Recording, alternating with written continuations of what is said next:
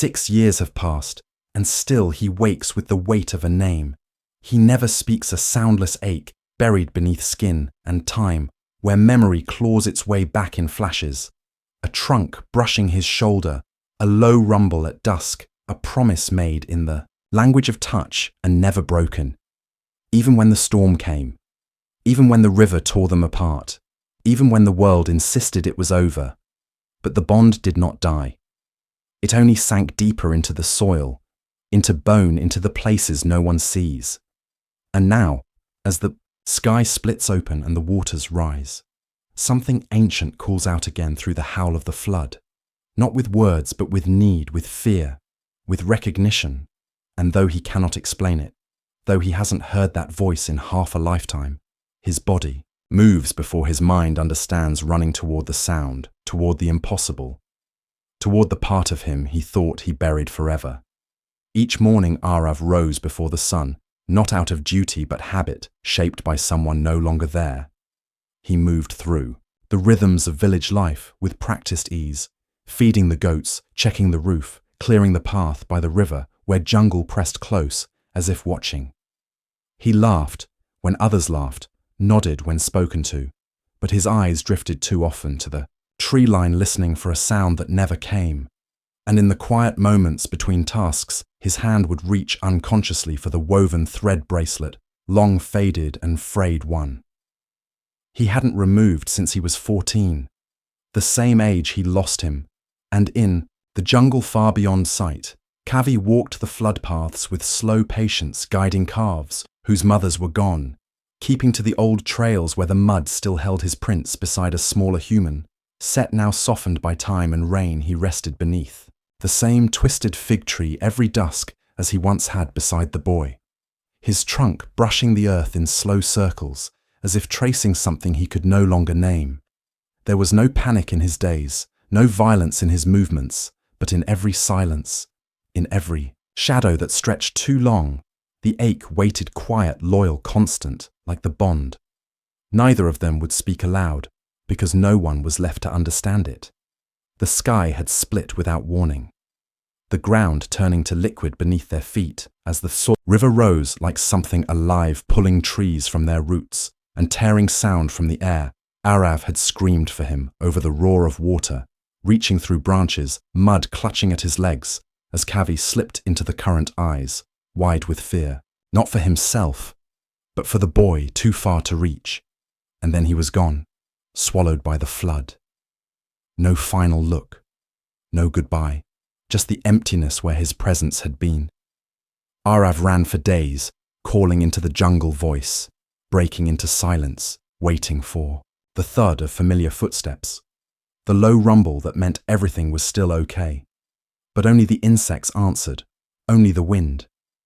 And in the hollow that opened inside him, something shifted. He stopped speaking. Much stopped wandering into the forest. His laughter turned brittle, his gaze distracted, as if part of him was always somewhere else. Still listening, Kavi too had searched, limping through torn brush with water in his lungs and panic in his chest. But the boy was not there, not anywhere, and in that absence. Kavi grew still quieter, more watchful. He refused to join the migrating herds, stayed near the old fig tree, tracing paths they once walked alone.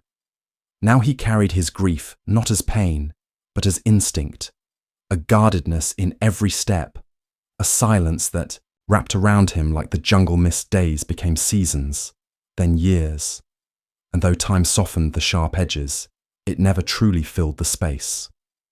Both had left behind a space that waited patiently, untouched, unheard, but never forgotten. Let me pause for a moment and ask you something. Where are you listening from right now? Have you ever had someone, maybe a person, maybe even an animal, remember you after years apart? A glance, a gesture, something that said, "I still know you." If stories like this touch something in you, don't forget to follow. There's so much more ahead, and it only gets deeper from here. It began with a sound carried on the storm, a deep trembling cry that cut through wind and memory, and struck something raw inside Araf.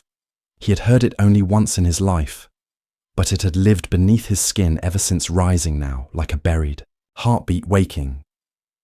He dropped the tools in his hands, stepped out into the downpour, not even aware he was moving, his body pulled by something older than reason.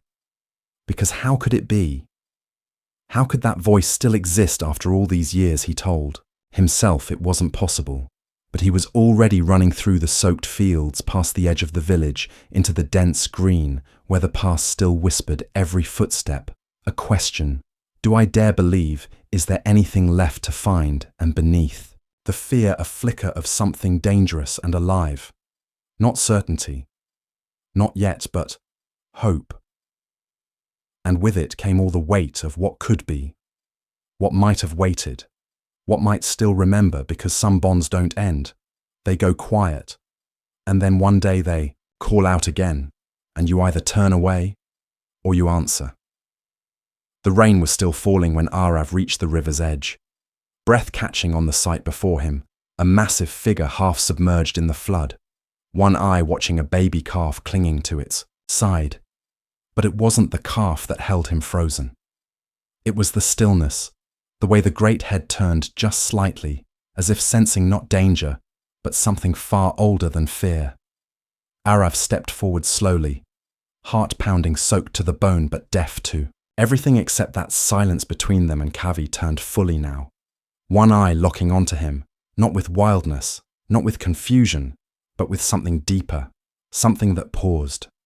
The world.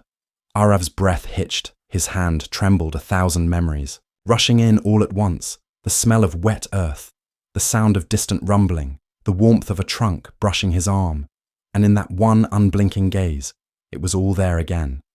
He took one more step. Kavi did not move. Then slowly, carefully, the trunk lifted, hung there, suspended between hesitation and certainty. Arav reached out, hand to trunk, skin to skin, and the instant they touched it was as if time cracked open. The years vanished. The pain melted away, and in its place was only recognition. Sharp, pure, absolute. Kavi exhaled a deep sound from his chest, low and trembling, and Arav closed his eyes because there were no words for this, no language that could hold what they felt in that moment. It wasn't reunion, it was return, and in that silence, everything changed. They walked slowly along the softened banks. No need for words. No need to rush. Kavi's steps, cautious at first, as if unsure this wasn't a dream, and Arav close beside him, hands occasionally brushing the coarse skin of his shoulder, not guiding, not leading, just being there, and it was enough. The little calf followed snug between them, safe now, under the watch of something unspoken. Kavi paused, sometimes turning his head slightly, listening for the boy's breath behind him, and when he heard it, steady, calm, real, he rumbled low and quiet, not like the cry from the flood, but something gentler, something that said, "I'm still here." Arav smiled without meaning to his hand resting now on Kavi's trunk. Not afraid, not unsure, just home, and with every step, with every shared glance, every moment of closeness. The years of silence loosened their grip, like vines falling away from an old path. Kavi let his side press into the boy again. Just for a second.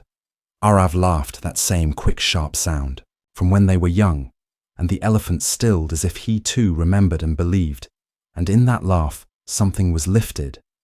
Some quiet ache untangled, not erased, but softened like scars that no longer sting when touched. They didn't speak, they didn't need to. The jungle swayed around them, familiar yet reborn, and they kept walking, not to reclaim what was, but to build again from the pieces that remained. And in that quiet, in that slow, steady return, the truth stood clear. Not all lost things are gone, and not all broken things stay broken. Some just wait until love remembers where to find them. Some bonds are not built with words, but with presence, with memory, with the quiet understanding of shared breath. They do not fade with time. They do not break with silence. They lie beneath the surface, waiting patient as rain until the moment they are called back. And when they return, they do not ask for explanation. They simply are. And in their return, something shifts. The ache becomes warmth, the silence becomes peace. And what was lost is no longer missing, only changed. Now Arav no longer searches in the trees, and Kavi no longer listens for footsteps that never come. Because what they carried through years of absence, through flood and grief, has found its way home. Some connections do not vanish, they wait. And when they return, they do not come to remind us of what we lost. They come to show us that we were never alone.